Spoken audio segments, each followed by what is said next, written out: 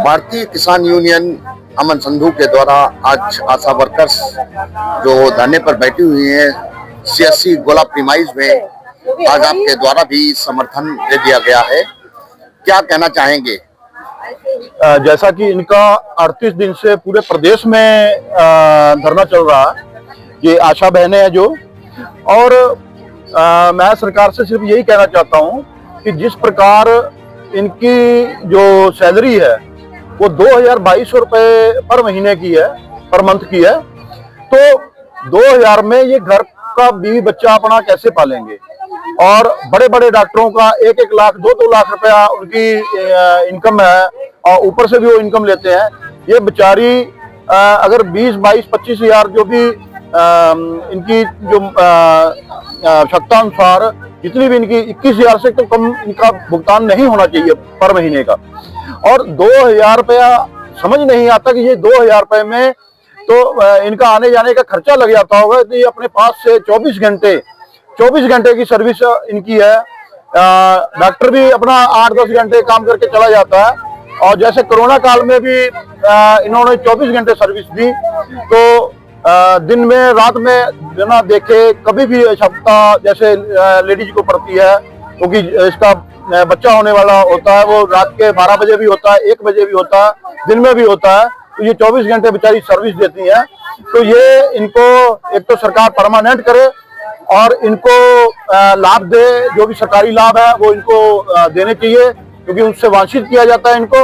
और हमारी यही मांग है कि इनको जो भी सरकारी लाभ मिले, और 21,000 रुपया कम से कम इनकी पर महीने की सैलरी होनी चाहिए।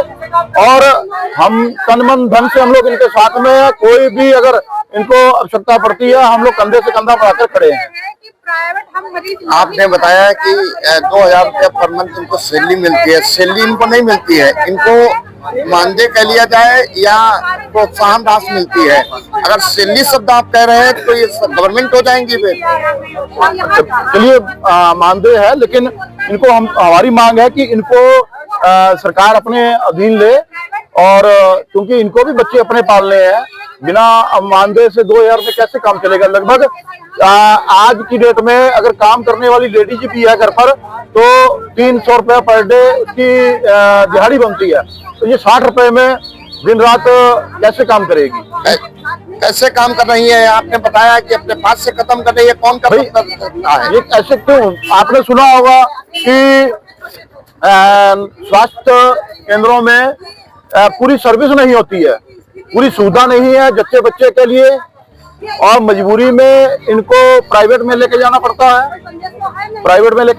है। फिर वहां पे भी कई बार प्रॉब्लम हो जाती है, तो कई बार बच्चे की भी जान खतरे में पड़ती है, और प्राइवेट माता की भी जान खतरे में पड़ती है। तो अगर पूरी व्यवस्था यहाँ पे अगर सरकारी स्वास्थ्य केंद्रों में हो तो ऐसी नौबत नहीं आनी चाहिए।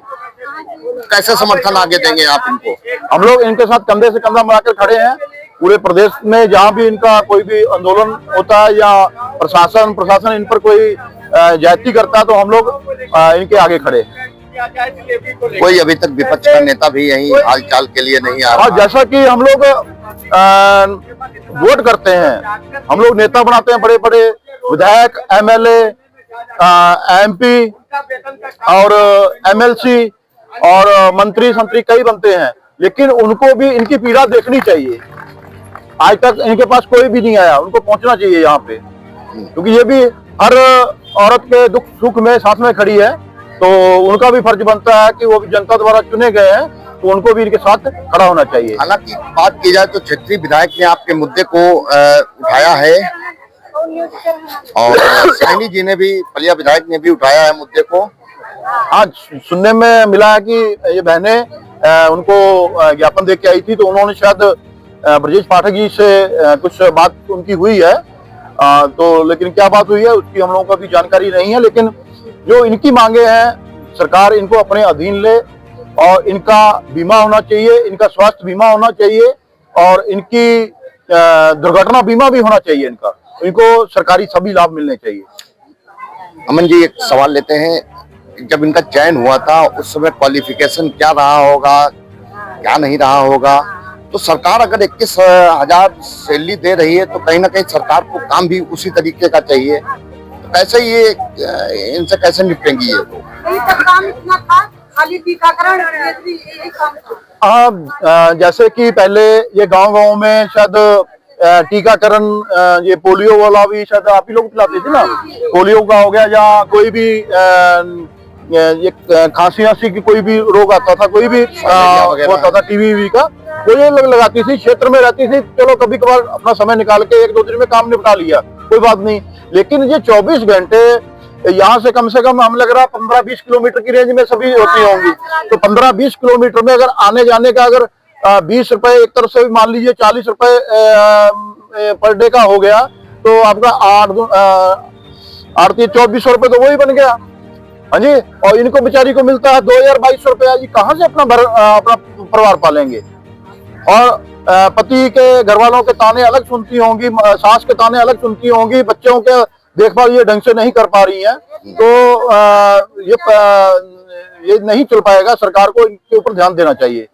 मैं कि राष्ट्रीय किसान संगठन का जिलाध्यक्ष संतोष सिंह भदौरिया खीरी।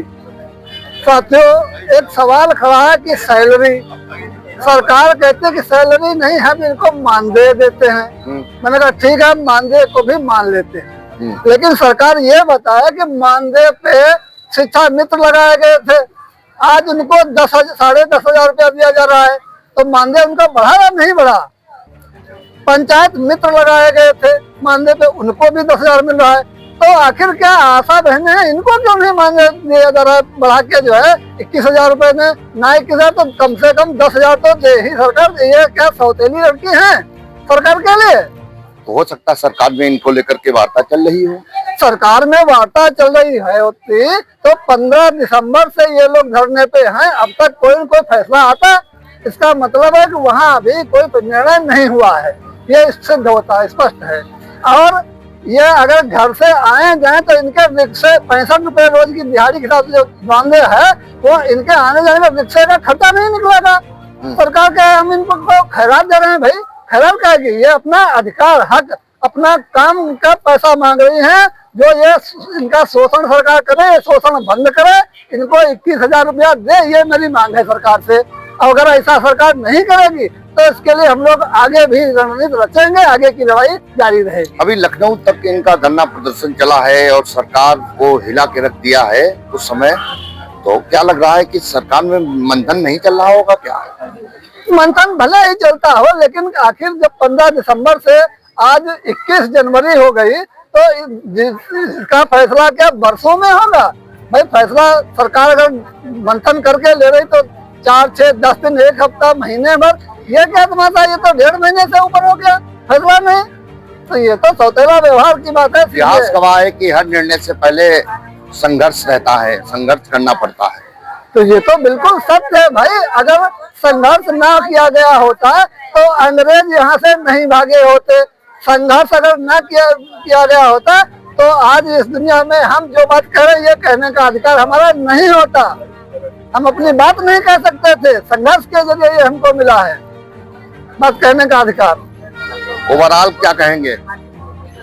अब कहना यही है कि इनकी जायज मांगे हैं और इनको 21,000 दिया जाए, ये बिल्कुल जायज है। और इनकी जो 10 रुपये मांगे हैं वो लीगल हैं। ये डॉक्टरों से ज्यादा मेहनत करती हैं। डॉक्टर तो यहाँ आराम से कुर्सी पे बैठते हैं, और ये लोग गाँवों में ठंड, गर्मी, वर्षा हर ऋतु का सामना करते हुए गाँव में दौड़ते हैं बेचारी, और इनको जो 2,000 रुपया दिखाया जाता है। नहीं, आपने डॉक्टर के लिए सवाल उठाया है।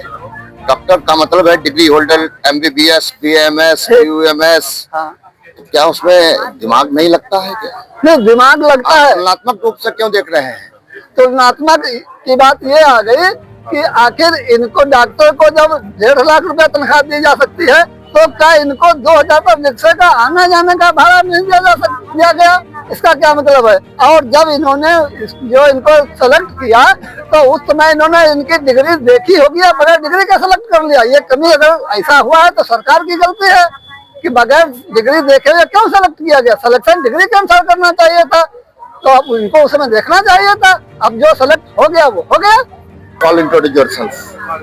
My name is Om Prakash Rathore. मैं जो है किसान यूनियन अमन सत्तू के साथ में हूँ। हमारा ये कहना है कि अगर शिक्षा मित्र को बीटीसी की ट्रेनिंग दिला के एक पूर्ण टीचर बनाया जा सकता है, उसको भी टीचर के बराबर सैलरी दी जा सकती है, तो इन हमारी बहनों को क्यों नहीं ऐसा कोई ट्रेनिंग कराई जाती है। इन बहनों को भी कोई ऐसी ट्रेनिंग कराई जाए तो ताकि इनका भी जो है सम्मानजनक कोई वेतन इनका निर्धारित किया जाए, क्योंकि होता नहीं आजकल। 2000 रुपए तो झाड़ू पोंछे वाली भी नहीं देती है।